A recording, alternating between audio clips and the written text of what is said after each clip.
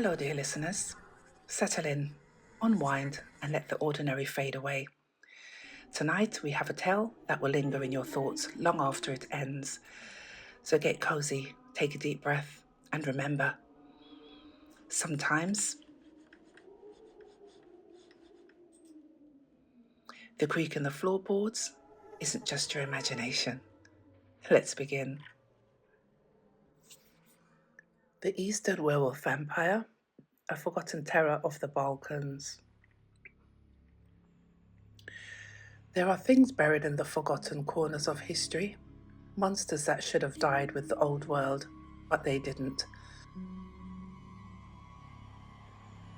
In the remote villages of Hungary, Romania, and the Balkans, they still whisper of a creature that is neither fully werewolf nor fully vampire, but something far worse. A predator from the depths of folklore, one that doesn't just kill, it lingers, feeding over and over, never satisfied. This is my story, the story of how I learned the Eastern Werewolf-Vampire is more than just a legend.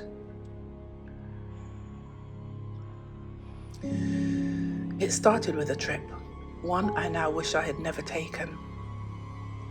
My name is Daniel, and I'm a folklore researcher. My job is to investigate old myths, to dig through history's forgotten nightmares and see what truths hide within. My latest assignment led me deep into Eastern Europe, to a remote village near the Hungary-Romania border. The locals call it the Gorjaka. It wasn't on any map, and reaching it required hours of driving through twisting, forested roads that seemed to lead nowhere. I arrived just before dusk, my car coughing up dust as I pulled into the village. Everything felt off. The houses were old, crumbling structures, their wooden frames blackened with age. The streets were empty. It was the kind of silence that presses on your chest, making every footstep sound too loud. But the worst part? The eyes. From behind half-shuttered windows, shadowed figures watched me. Their expressions weren't just wary, they were afraid. I made my way to the only place that seemed open, a small tavern at the village's center. Inside, a fire crackled weakly, casting long shadows across the wooden walls. A few old men sat in the corner, sipping from earthen mugs, their eyes hollow. The bartender, a stocky man with deep-set wrinkles, barely looked up as I approached. "You're the outsider who asked about the Strigoi loop. You shouldn't have come." I paused, my fingers tightening around my journal. The name was familiar. Strigoi loop? The werewolf vampire? A creature from forgotten folklore said to be cursed twice. Once as a werewolf, then damned again into undeath. I had read scattered accounts of them, but nothing concrete, until now. I pressed him for details, but he shook his head. "Leave before dark. Go back the way you came. We don't say its name after sundown." I should have listened. But I didn't leave. Instead, I found a local willing to talk, a woman named Anna. She was old, her face lined with years of sorrow. We sat outside her crumbling home as the sun dipped below the horizon. "It was once a man, a hunter. They say he broke an oath to the old gods, killed something sacred in the deep woods. The curse made him a wolf, but death did not free him. He rose again, hungrier, fouler," she whispered. My skin prickled as she continued. "It wears a man's shape by day, but at night it shifts. It is not like your Western werewolves. No silver bullet can save you. And if it drinks your blood, you don't just die, you become its servant."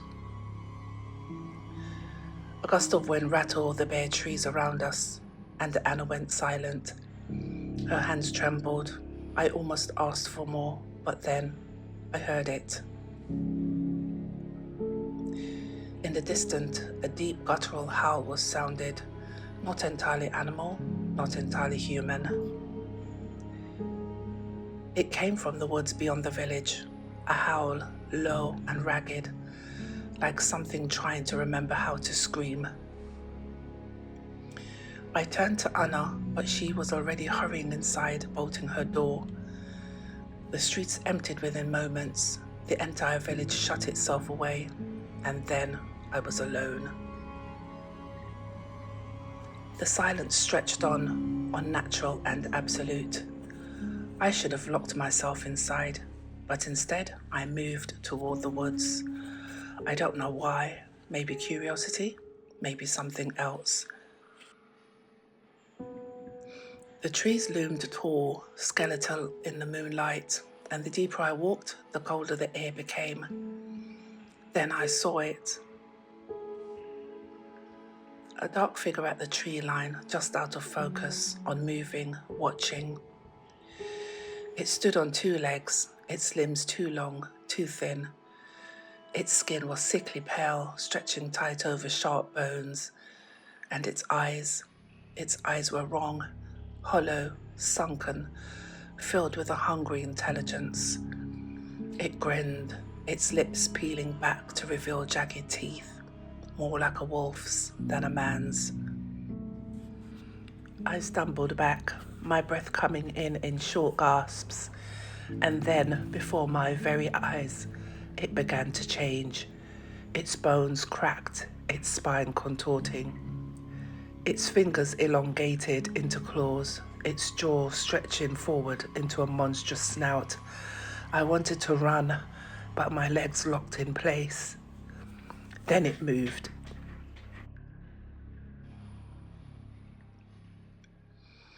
I don't remember how I ran, only that I did. The trees blurred past me, branches slashing at my arms. Behind me, I heard it, breathing, snarling, chasing. But it wasn't just hunting, it was toying with me. I burst from the woods, nearly collapsing as I reached my car. Fumbling with the keys, I yanked the door open and threw myself inside. As I locked the doors, my shaking hands barely able to grip the wheel, I saw it step from the trees. It didn't follow, it just stood there, watching, grinning. And then it spoke. "Next time, you won't run," it said in a raspy, unnatural tone. The voice was inside my head, thick like oil, drowning out every rational thought. I screamed, slamming my foot on the gas, and tore down the dirt road, never daring to look back. I don't know how I made it out alive. I don't know why it let me go, but I do know this. The legends were real, and that thing, it's still out there waiting. So if you ever find yourself deep in the Balkans, wandering too close to the forgotten villages, remember this. Some monsters don't just kill, some monsters mark you.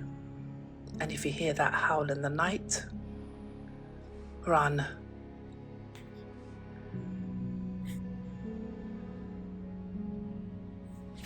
I hope you enjoyed this story. Thank you so much for listening.